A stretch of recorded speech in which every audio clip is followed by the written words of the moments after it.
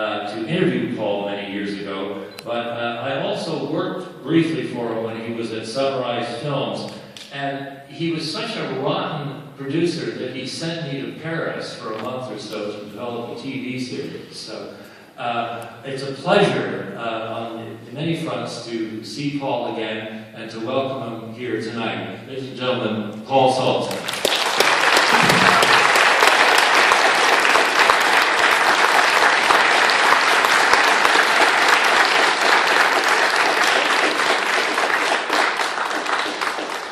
I should also say that in the spirit of the first annual Milton Film Festival, that Paul is now constituted as a local filmmaker living just down the street in Oakville. So it took half an hour to get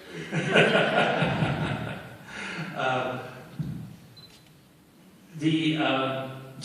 One of the most amazing things about the Last White Night, and I'm sure you're asked about this all the time when you show the film, but nonetheless, I'm going to ask you as well, because I think we're all interested in it, is how the devil you ever got Dile Delabec with to sit down and talk to you after all those years. Could you tell us something about the process of, Sure. First of all, finding him and then convincing him to talk to you?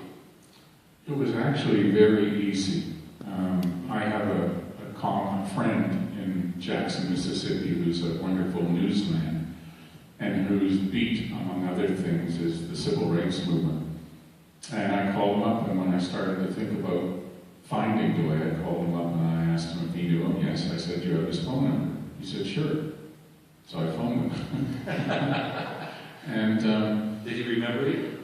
it was very interesting. The first thing he said was, when I introduced myself, he said, "I've always wondered what happened to you." And I wasn't sure if that was genuine or just sort of good old boy kind of, bravado. And I don't know to this day. But what I did discover very quickly is that he wanted to talk. And so, and to this day, if I call him for something or he calls me, I have to watch my own boundaries about not spending hours on the phone. I think that has to do with being lonely. He's an older, lonely guy, I would say. Yeah. So He doesn't have a family? his wife, they divorced, and she died of cancer later. He has two children, a boy, older boy, and a younger to the older boy. They're both in their 40s. He's estranged from his son. They haven't spoken in some years, and he doesn't know where he is. And his daughter, they were not close, but there is some closeness now that he's older and needing some help. The other thing that surprised me the first time I saw the documentary was, again, your ability to get the Mississippi Wizard of the Ku Klux Klan to talk to you. First of all, I'm sure many of us are amazed that there's still a Klan around, and B, that they would get all dressed up and stand on camera and talk to you. It's not so surprising in that they want publicity. They do. And they're online, which, the internet, of course, is a curse and a blessing. So, they troll for young recruits online. They put out their venom in many ways online. So I went online, and it took about 6 months before the actual agreement to do the interview. Are they still a power in Mississippi? No, although they say, that they're the invisible empire, as you've heard, Sure. and they say that we have judges and policemen, and no doubt they have a judge or two or not, or a policeman or 3 or not. But DeLay himself said, and I think DeLay's still belonging to the Klan, is really nostalgia. I don't think he really does anything, from what I can tell. He hangs around with friends who may be Klan or ex-Klan, and they're all in their 60s and going into their late 60s, and I don't think they do anything. I don't think. Right. But he said that this Klan is really a mess. This is his take. And he said he said, the people who scare him are really the Aryan nation and the skinheads. And I said, why? And he said, because they're into violence for violence sake. The Klan itself, again, are different groups and different claverns, if they still call themselves that. And they're wanting to be more, politically correct. So instead of being against blacks and Jews and Negroes out loud, they probably are privately. The out loud stuff is that they're on the side of the right, political right, saying that illegal immigration should be stopped and all these Mexicans should be sent back home, and the stuff that they can try and get attention with and try and get some kind of attention. Do you think he changed? Do you think Delay Delbeckwith has changed? I mean, there's obviously a dichotomy. On the one hand is, Obama was the spawn of the devil, and it wasn't such a bad thing that Medgar Evers was shot by his father. On the other hand, he keeps saying, he says things like he admires Delbeckwith, or admires Medgar Evers. Mm-hmm. What did you come away with? I spent quite a few hours with him that you don't see. I'm sure. Yeah. Both in interview and in preparation and so on. When he says at the end, and there were 5 filming sessions over 5 years, so it took 5 years, that process. And when he says near the end of the film, I haven't changed one bit since you came down here, I felt when he said it, and I felt when I see it, that that's just bravado.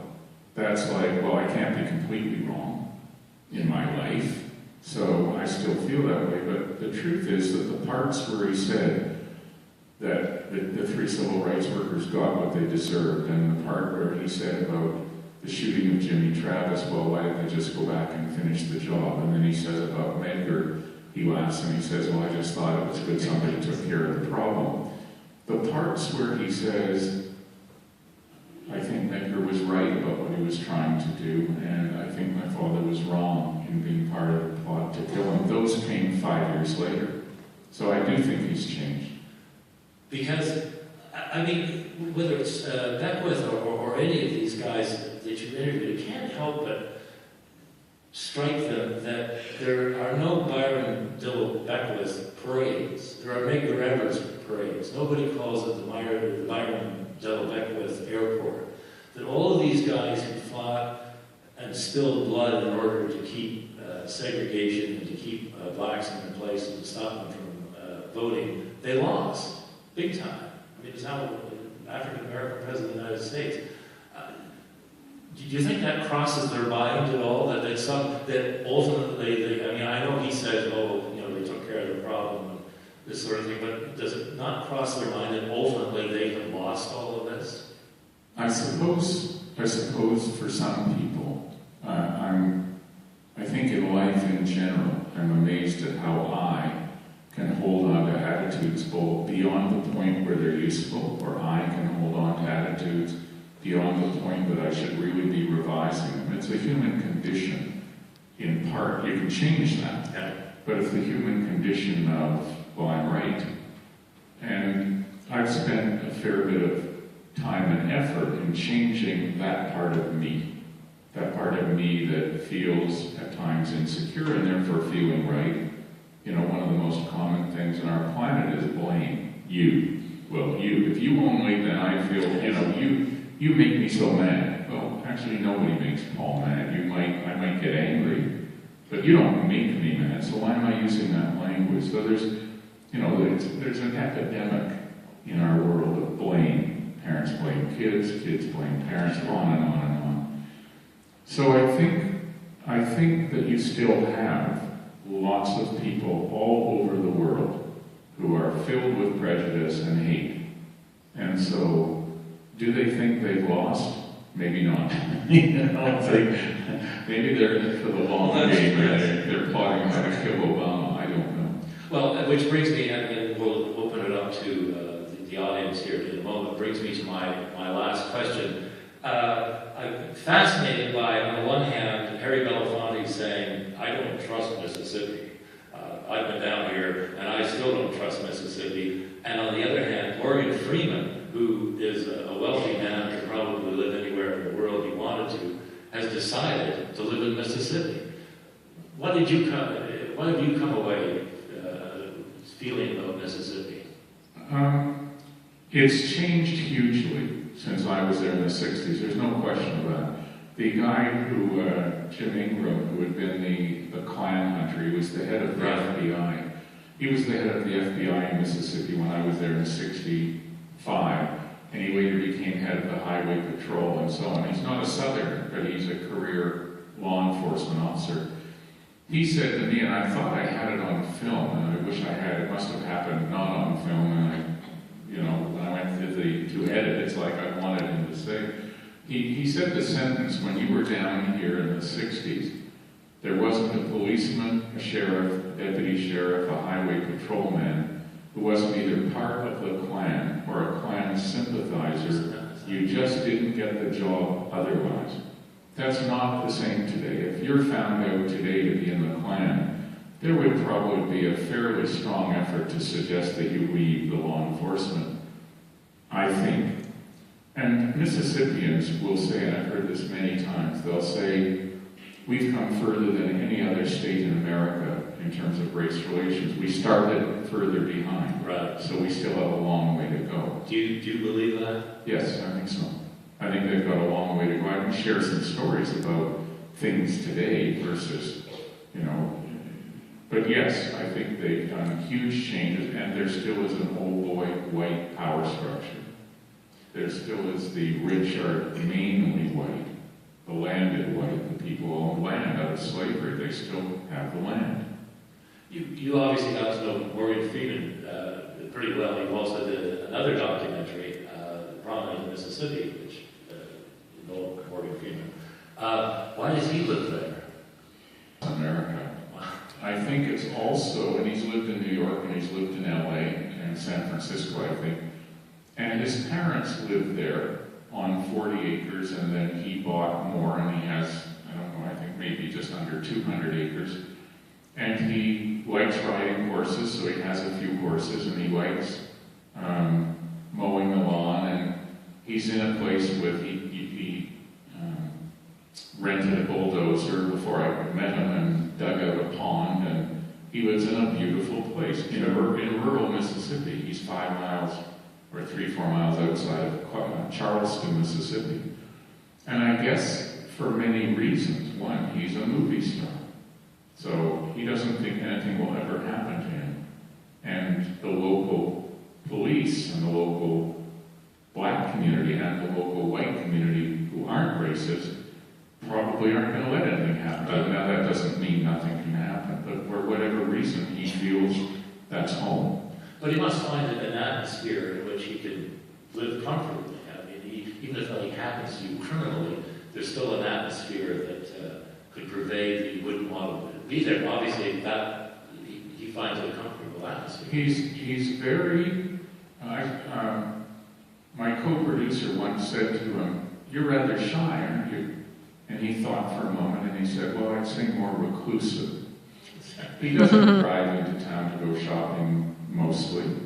He has a cook and a maid and a personal assistant, and I don't think he goes and does his own shopping. Not because he feels he's above it, but because he's a fairly, he's filming a lot. Yes. And when he isn't filming, he sees his friends and he plays golf, which he loves, at home.